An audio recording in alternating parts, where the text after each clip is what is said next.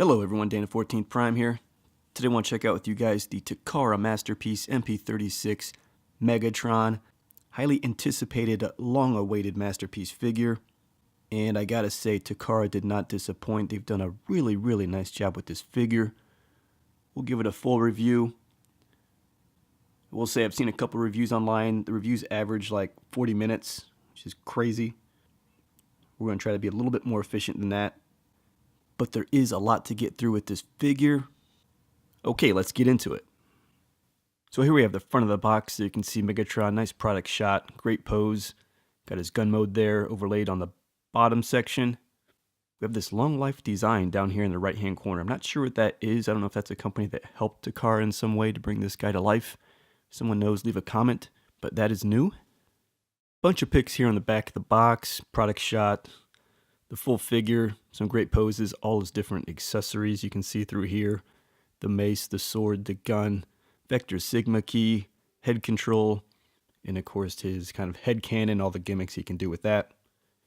I imagine if you broke out Google Translate, you could probably read all this. And finally here at the top of the box, another product shot with the laser sword. So the first thing I want to get into is a few discussion points on this figure. Point number one, he's expensive in the US. US e-tailers are charging $230 for this guy. I think is insane. It's not worth $230. I imported this myself. Anime export, it was $150. And then shipping him in, either slow or fast, was $20 or $40, depending on how quickly you want it. I did the slow route because I've been busy, so I'm $170 into this guy. Very happy with that. He's definitely worth that.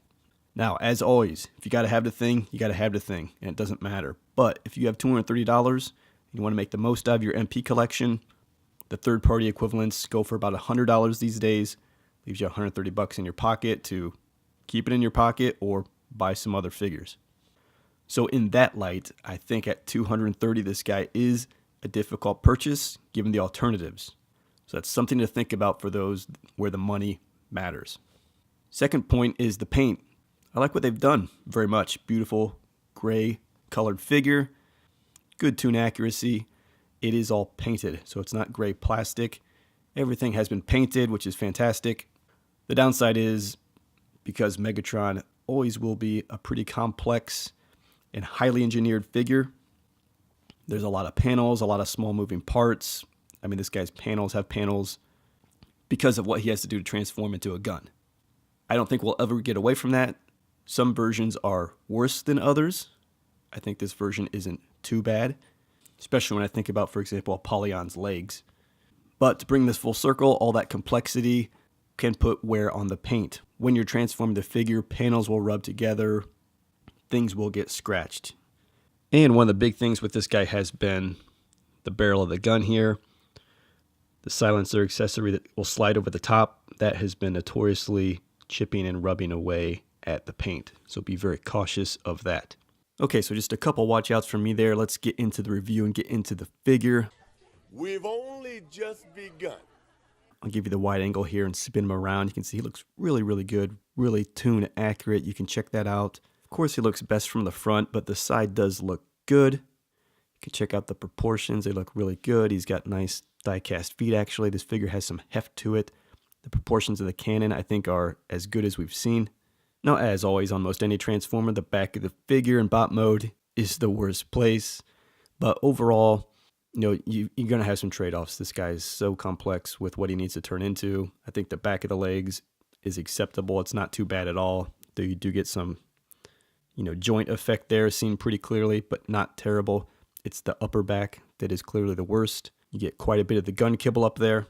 And then the barrel piece, I mean, it's true to the G1 toy. It's just kind of floppy, and it's on with just like a little kind of hinge piece. So I worry about that, just like the G1 toy breaking. And it also seems to have like a floppiness to it. Like when it's like this, I think it's too far to the side. So when you start to put it like this, I think it looks better from the front, but of course worse from the side. And also this thing, I think, just generally tends to like to flop around. So I think they could have done a bit of a nicer job there. Left side profile, I think, looks really good. They did a nice job with the color. You can even see the red accents in there on the elbow. That looks good. So that's the 360 tour. I guess one other speculative discussion point. In my opinion, This is a great figure. He marries up with MP-10 wonderfully. He will be released time and time and time again. There'll be no shortage of trying to get this guy. Just like MP-10, every couple years, like we've seen lately, I think he's going to be available. Obviously, with any new figure that doesn't have a lot of reissue capabilities, like say a Datsun car, a lot of money goes into the molds and design of the figure. So he's going to be more expensive, but this is Megatron. They'll be able to sell as many of them as they can make, just like Prime. But I think they do have some reissue opportunities still where we maybe could see the mold reissued in a toy silver color. I think that would be an easy thing to do. Chrome them up and release them again in homage to the G1 toy. So I'm speculating that could be an option for us. Also, what I think would be cool, though I don't know that they do it, is I think they could go even lighter to get closer to G1 cartoon. G1 cartoon is always just so much variation, but definitely Megatron has showed up lighter than this, has showed up more white than this. So I personally think it would be really cool if they did them in like a pearl kind of color. Kind of think luxury automobiles that you see on the road. That nice pearl white with a flat finish, of course. I think that would be even more tune accurate.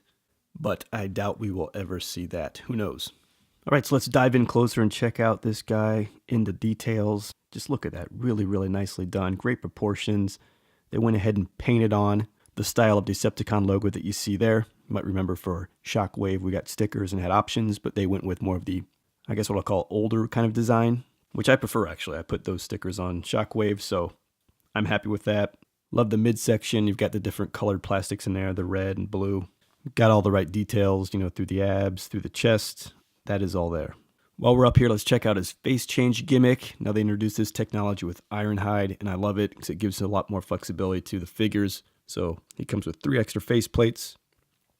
You just sort of lift up. Ooh, there it goes. Cool little Easter egg underneath where they do like the reformatting effect from the movie when Unicron turned him into Galvatron. And it's very, very nicely detailed. So really cool little Easter egg there.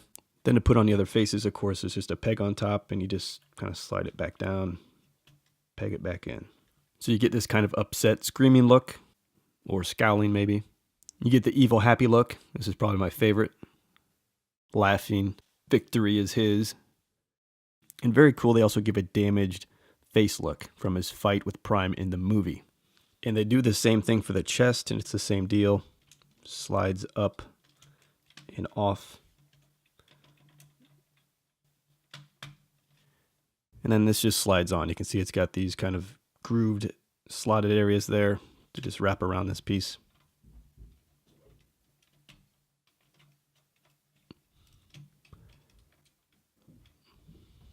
And there you have fully ass-kicked Megatron, if you want to go for that look. One quick discussion point add. I think the way Takara has been upping the game with accessories and interchangeable faces and things like this since Ironhide, and particularly with what they've done and given us with Megatron here. Fingers crossed, I'm hoping they've got to refresh MP-10 and Optimus. They've got to do some of these same things, give them different faces, give them battle damage. MP-10's a great, great figure, but given all the technologies and extras and accessories they're giving us today, it can be improved upon. So hopeful that is on their radar. So quickly here, I'll just lay all faces side by side so you can compare them in a row. Great to have some options. Okay, while we're upstairs, let's keep going. He comes with this mind control helmet. They've done a really nice job with it. I can remember, this guy pretty much comes with all the accessories I remember Apollyon came with. And the helmet is nicely done. You can see several shades of the purple. It's got metal accents, antenna, yellow accent. So very nicely done. Just slides right on the head there. So you can check that out. Really good fit. Okay, so let's just finish our pan down the figure. You can check out all the great details. And again, highly engineered like Megatron is going to be. So when you look at that kind of crotch section, you see a lot of panel lines hidden in there. The arms, panels, right? But it's still done a nice job creating the right silhouette for this guy. So it does look good. I'm just going to jump down here because the legs have often been kind of like a nightmare place for Megatron and some of his different releases we've seen in the past. And you can see there's those nice die-cast feet. They've really done a nice job kind of closing all that up and not making it so kibbly. Check out the inside there. Really nice, solid design. Yes, panels, panels, panels.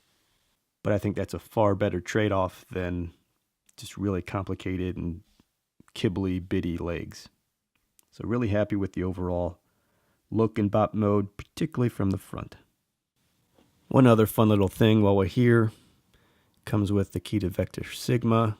Almost feels like diecast. Pretty good weight to it, and he just will hold it basically.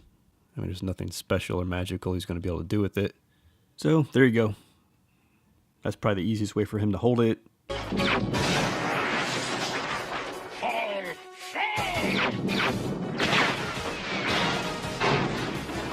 And another accessory here, as you can see, he comes with the gun from the movie he picked up and wrestled with Hot Rod with to shoot down Prime. So there you can take a closer look at that. Really nice, good molding, simple, couple tones of purple, sharp looking accessory. Okay, home stretch for accessories. You also get the laser sword here. If you remember from the G1 cartoon, he had a cool couple accessories, this sword and the mace. We get both of those. Here you can take a closer look at the sword. You get this nice translucent purple. Get the handle there. It's got a couple tones of purple on it, or at least a little effect there on the top. Some molding in it. The sword section actually comes off. You can see a couple of tones of purple on the handle. This can become like a blast accessory, so if you have the gun. Boom, which I think could be pretty reminiscent of the movie when he's shooting Prime. You get a lot of blast effect coming at you. Okay, last and certainly not least for bop mode is the Energy Mace. So you can check that out, just translucent plastic, purple, simple, but it works. Attaches onto the hand, basically just drive this down and off the wrist. See that? That guy's just going to go on there the same way. And there you have him with the Energy Mace. This is just a loose chain. Will swing around and hang. Looks cool, but they made it even better because they gave us this articulated chain. Now you can see it's a lot chunkier than that one, but you gotta do what you gotta do, right? It's got just all these different posable links in it. So you just pop this guy off on the end there and that end. So that comes off like that. Plug this one in. And there you can go. Pose it up. He can be hitting you in the face with his mace. You can get even closer on that. There you can check it out from the side. Pretty cool. You can even get like the motion, like he's whipping it out. Excuse me while I whip this out. Okay guys, so if you remember, we were doing close-up panning before we got through all those accessories, but really cool lot of accessories. Here we've got the left side of the figure. We'll be able to move a little bit quicker, but you can see the head sculpt left side. Shoulder there, and you can see the side of the chest. You know, it's not perfect. You get a little bit of that kibble and transformation stuff on the inside of the chest there, just by the shoulder. Arm, again, the red accent looks good. I'll just get his arm up out of the way. You can see underneath there. Got the red accents. Again, some kibbly stuff. Hip panels, I think, look pretty good. I thought they might be kind of big, but I think proportionally, again, this figure turned out pretty good. And again, I think the legs look great. And I'll just quickly jump down and show you some of that. You can see some of the detailing in the hip panel and in the legs that will become the handle. And again, the legs are really solid. They're not a kibbly mess. Back of the figure here, as has been said, not the best. Worst part of the figure right there. You're looking at it. But again, I don't think perfection will ever be achievable with this guy for both modes. So you get all these panels, you know, really kind of the whole waist up. Even the backside panels are just okay. Back of the arms, you start to see these a little bit more than from the front. So, you know, what can you say? It's a Transformer, right? You're going to get some of this. And you're looking at the worst of it in terms of what this figure is. And finally, the big cannon profile side. We'll pop the cannon off here and take a look. It's got its own gimmicks and things, but I love the color of it. And again, I'll just pop that up out of the way for you a little bit. You know, little kibble there on that side of the arm. But there's legs again. I think look pretty good. So again, we jump up here. You have the cannon. I love the color. It's like a gunmetal or something, not just a black. You can generally stay on the figure if you want to transform it back and forth, but it does come off, of course. Trying to give it a little slide up here. There you go. Just kind of latches on there. And when it's not on there, you get this piece of kibble on top of the arm. So if we jump in and look at the fusion cannon, the scope, you can check that out. Simple, like the color. Now it does have a gimmick feature. It takes a couple, I think 2 LR44, right? China's favorite battery. Put those in there. You get a sound effect blast. You get some of the Japanese cartoon actor sayings. Some of these you can understand. Nope.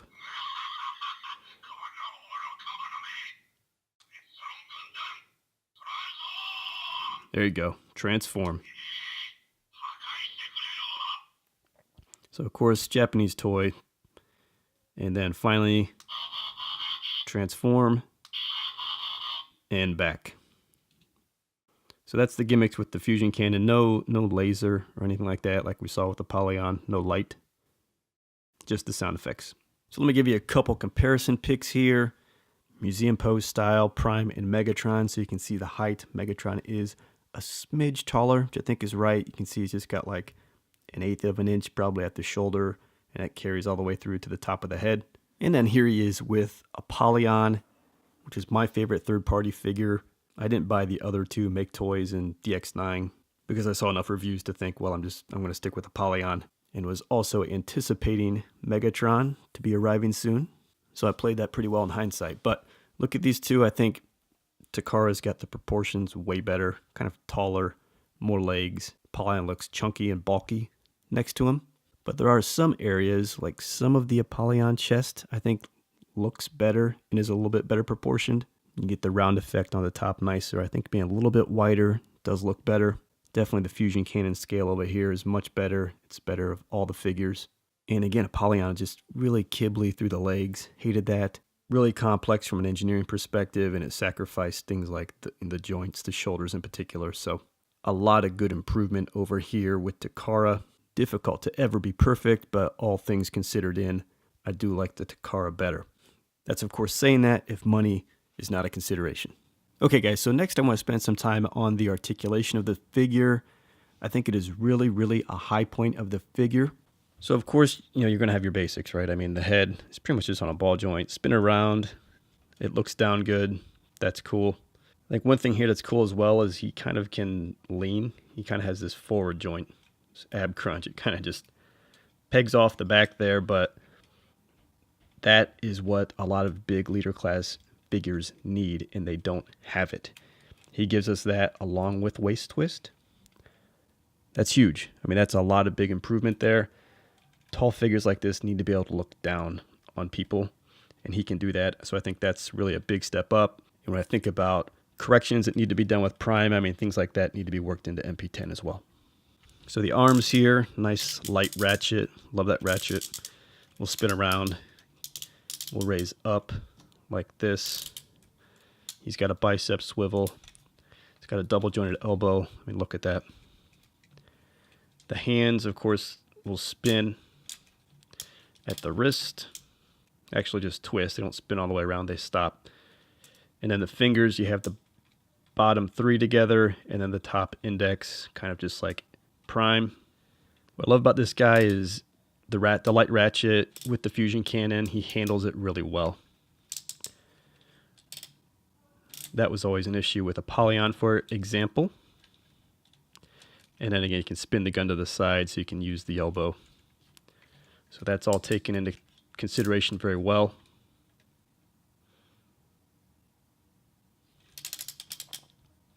Downstairs here, despite kind of the skirts and things, that are always here. They accommodate some movement. These front ones of mine have been pretty tight. This one up here is good. This one over here has been really tight, kind of accommodating how deeply I was able to get him to crouch. But if you can get it all the way out of the way, it comes up really nicely. Again, this one is being stubborn. There we go. So you can get those deep knee crouches. You can get the leg up and down like that. The knee comes really with a nice bend. It's got a thigh swivel up high there. Of course, the skirts allow you to kind of take the leg straight out as well. And then the foot, nice die-cast foot. And I think it's awesome. It's got tilt side to side. It's got back and forth. It's even got this piece that kind of comes out. So you can really always get his feet on the ground, which is great. Take a look at that lunge I've got him in. And that back foot is tilted all the way down. And if you can see, it's completely flat because that heel comes down. So really, really great balance with this figure. And the in-hand build quality. The inside of those legs, so nice and smooth, no kibble. Die-cast feet. The quality of the plastic. He's got metal up in here too, it feels like. So just the quality and build of this figure is probably the best I think Takara has done. So a lot of reasons to not be mad about the expensive price. But again, the expensive price is really coming from the US e-tailer, because if you're buying this direct overseas, it is not bad at all. And at that price, I'm absolutely loving the figure. Amazing quality, fantastic articulation. Really nicely done. All right, guys, let's go ahead and get into transforming him. I've got him set up here, took the fusion cannon off, actually put on the battle damage pieces just because, again, I've mentioned paint gets scratched quite a bit and I'm less concerned about those pieces. Again, these can be long videos, so I think I'm going to transform them and speed it up so you can see the transformation process. And maybe I will, if it's useful, pull out the transformation clip and just post it separately for full step-by-step instruction illustrative purposes.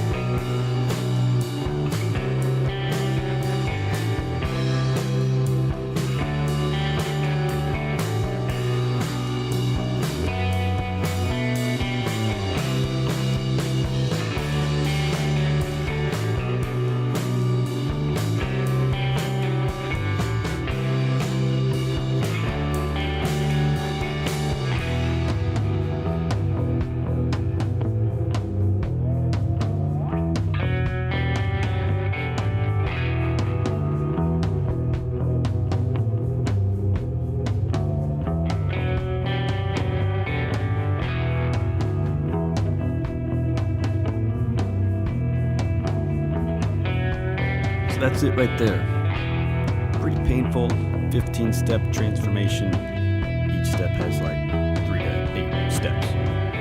Very complicated, as Megatron always is in its masterpiece style, but this is what you get when it's all said and done. And again, I think silhouette-wise, shape-wise, size, looks really good. Good heft to it. Tons of panel lines, right? Just tons and tons of lines. We see all the bits and pieces coming together. And I think you can only get those clipped and pegged so good. Maybe there's room for improvement on mine, but everything seems to be in there pretty snug. You get quite a bit of that from the top. This whole section here just bears the brunt of all the panels. Same thing on the side. All up through here. Again, these panels have panels. You got the grip here. So you can see there's some nice detailing in there for the grip, trigger, pulls. You can take a look underneath. That's where his head is. You get quite a bit kibble kind of on the underside view. As you can see, not a lot to see from the back there, but that's what it looks like. So there you go. I mean, it looks good. The shape, the size, I think looks good. But this is where you see a lot of the panels. In bot mode, you know, I think it's better in terms of the amount of panels you can and can't see. So they definitely traded off alt mode. You can grab his fusion cannon here, the scope. Plug that on top so that you can see what that looks like. Again, it looks good. I like the fusion cannon. I think it scales well with the bot mode in the alt mode. Then here, guys, the final 2 accessory bits you get. In the G1 toy, this was like many pieces, as I recall, like 5 pieces, but they've consolidated it into 2, so you get the long barrel. This piece here, which used to be a separate piece on the G1 toy, just kind of folds down, so you can create a lot of the same effects.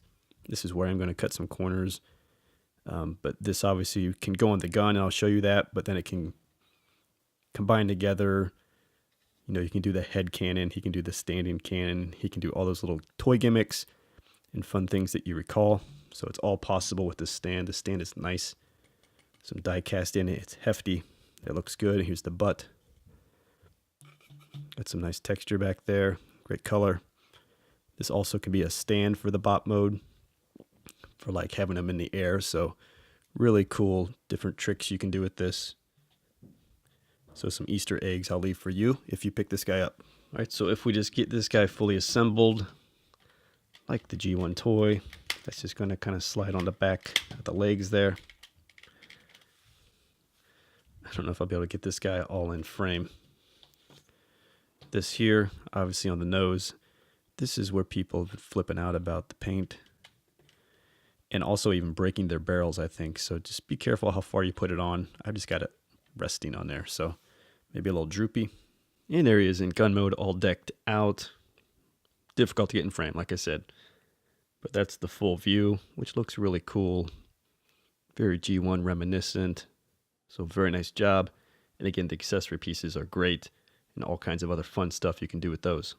All right, so that's it, guys. There you have it. That's Takara's masterpiece Megatron version 2. Long awaited, highly anticipated, and in my opinion, does not disappoint. Very happy with the figure. Yes, price is an issue. Again, I'm into it for $170. Love it for that price. I think it's setting a new standard. It is not perfect, but Megatron is a very complex figure to bring to life. I think they've done it about as well as you can. And in my opinion, when you talk about the quality of the figure, the heft, the build, the amount of parts they've put on this guy to bring him to life, all the accessories, I think he's really setting the new standard for Takara Masterpiece. All right, guys. Hope you liked the video. See you next time.